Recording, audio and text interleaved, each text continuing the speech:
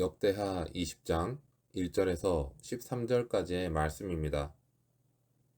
선견자 예후가 예언한 것은 이제 현실이 되었습니다.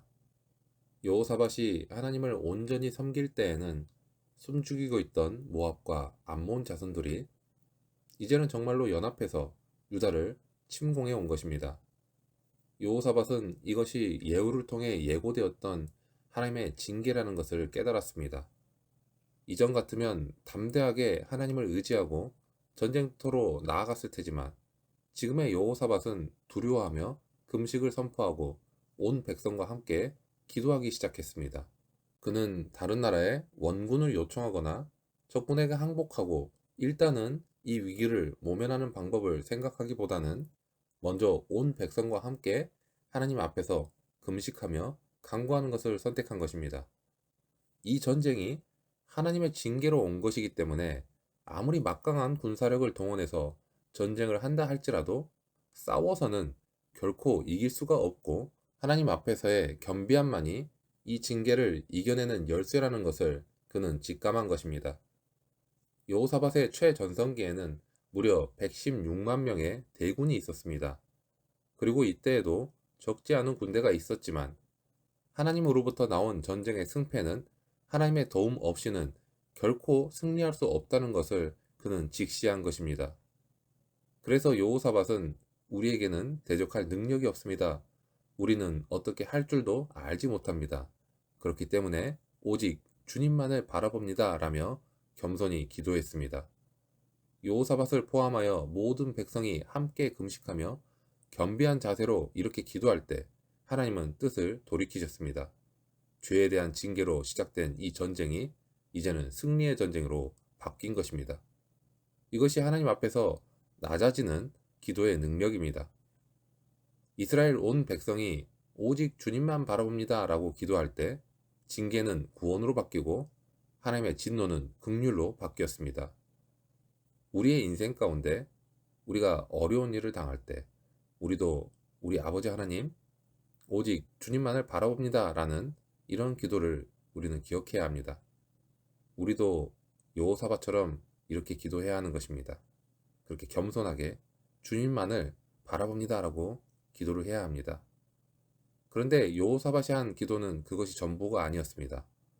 여호사밧은 하나님의 성전 앞에서 기도하기 시작하는데 그가 홀로 기도하는 것이 아니라 유다의 모든 백성, 즉 남자들뿐만 아니라 그의 아내, 자녀, 어린이들까지 모두 여호와 하나님 앞에서 함께 금식하며 기도했다는 것입니다. 결국 모두가 마음을 모아 기도하는 합심 기도가 하나님의 마음을 움직인 것입니다. 그리고 또 주목해야 할 한 가지 사실은 여호사밧이 하나님의 말씀을 되새기면서 기도했다는 것입니다. 즉 솔로몬이 성전을 봉헌하면서 기도했던 내용을 여호사밧이 다시 묵상하며 하나님께 기도했다는 것에 우리는 주목해야 합니다. 여호사밧은 위기 앞에서 하나님을 믿고 간구했습니다. 우리는 그 믿음의 내용을 보아야 합니다.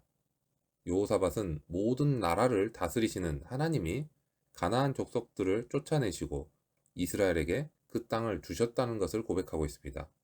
또한 재앙과 난리, 견책, 그리고 전염병과 기근 등 여러 가지 어려움이 닥쳤을 때 성전 앞에서 부르짖으면 하나님이 들으시고 구원하시겠다고 하나님께서 약속하셨다는 것을 고백합니다. 이러한 그의 고백은 하나님이 온 세상을 다스리시며 신앙적인 영역만이 아니라 삶의 모든 문제까지 주관하신다는 믿음의 기반을 둔 기도였습니다. 그리고 그의 기도는 하나님의 약속을 신뢰하면서 드리는 기도였습니다. 하나님의 말씀을 되새기면서 드리는 이러한 기도는 하나님을 윽박지르는 기도가 아닙니다. 오히려 하나님의 약속에 대한 믿음을 보이는 기도입니다. 하나님의 긍휼하심을 온전히 신뢰하며 드리는 기도입니다.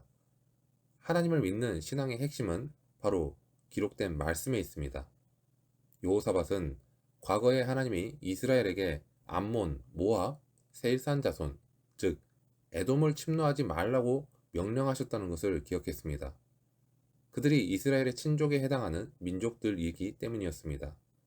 그런데 그들이 하나님의 은혜를 이제 악으로 갚고 있다고 고발하면서 과거에 이스라엘 앞에서 모든 민족이 두려워 떨게 했던 하나님의 그 권능을 다시 한번 발휘해 달라고 요청하고 있습니다. 모세가 이끌었던 이스라엘도 애굽에서 종노릇하던 자들의 후손이기 때문에 강한 민족은 아니었지만 하나님만 바라봄으로 승리를 했던 것처럼 자신과 유다 백성 모두 하나님만을 바라보고 있다고 고백하면서 하나님의 도움을 간구한 것입니다. 이처럼 여호사밧은 온 땅을 다스리시는 하나님에 대한 신앙만이 아니라 하나님이 이스라엘을 위해 행하신 과거 역사에 대한 지식을 근거로 간구했고 하나님은 그 기도에 응답하셨습니다. 세상을 살아가는 동안에는 누구에게나 시험이 찾아옵니다. 자신은 시험을 겪어본 적이 없다는 사람이 있다면 아마 그건 거짓말일 겁니다. 문제는 역경과 난관이 찾아왔을 때 극복하지 못하고 쓰러져서 인생을 포기하는 것입니다. 목회자로서 안타깝게 여기는 것 중에 하나는 시험을 당하고 있는 사람을 그저 지켜보아야 할 때입니다. 특히 너무 힘들어서 신앙마저 포기하려는 사람을 보고 있을 때에는 가슴이 너무나 아픕니다. 여러분, 시험은 누구에게나 찾아옵니다. 그러나 시험을 당해도 승리하는 사람이 있고 또한 패배하는 사람도 있습니다. 시험 앞에서 좌절하고 낭망하고 넘어지는 것은 하나님의 자녀를 향한 하나님의 뜻도 아니고 하나님이 기뻐하시는 일도 아닙니다. 하나님께서는 우리가 시험을 이겨내고 영적으로 더욱 성숙해지길 원하십니다. 우리가 더욱 예수 그리스도를 닮아가길 원하십니다. 많은 그리스도인이 일상생활에서 어려움을 당할 때 신앙이 없는 사람들과 그다지 다르지 않은 방법을 사용하면서 문제의 해결을 시도하기도 합니다. 물론 몸이 아플 때에는 병원에 가야 하고 재정적인 문제가 생겼을 때에는 금융기관을 통해 자금을 조달하는 것이 잘못된 것은 아닙니다. 문제는 모든 일이 하나님의 권세 아래에 있다는 것을 깊이 인지하지 못하고 그 문제의 해결에만 집중하는 것이 하나님의 자녀에게 있어서는 커다란 문제인 것입니다. 살아가다 보면 어려운 일들을 당하게 되고 두려움을 느끼는 것도 당연합니다.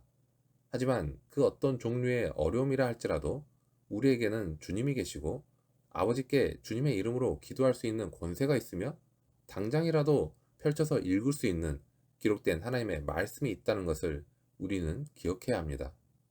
이 권세를 가지고 오늘도 세상에서 승리하시는 주님의 제자가 되시기 바랍니다. 기도의 응답은 그 기도를 드리는 사람의 능력이나 환경의 어떠함에 달려있지 않습니다.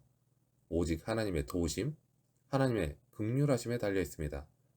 그래서 여호사밧은 온 백성과 성전에서 합심하여 기도했고 하나님의 말씀을 되새기며 기도했고 오직 하나님만을 바라보며 기도했습니다. 합심해서 기도했다는 것은 모두가 하나님의 뜻을 간구했다는 것이며 말씀을 되새기며 기도했다는 것은 간구한 것이 틀린 것은 없는지 그 말씀을 중심으로 확인을 했다는 것입니다. 그렇게 오직 주님만을 바라볼 때, 즉 신약의 말씀처럼 예수 그리스도의 이름으로 기도할 때 그 기도에는 힘이 있습니다. 우리 역시 이렇게 겸손하게 기도하면 놀라운 응답과 예비하신 승리를 맛볼 수 있을 것입니다. 온전히 하나님만 의지하고 바라며 기도의 골방으로 들어가서 하나님과의 만남에 집중하는 시간을 꼭 가지시기 바랍니다.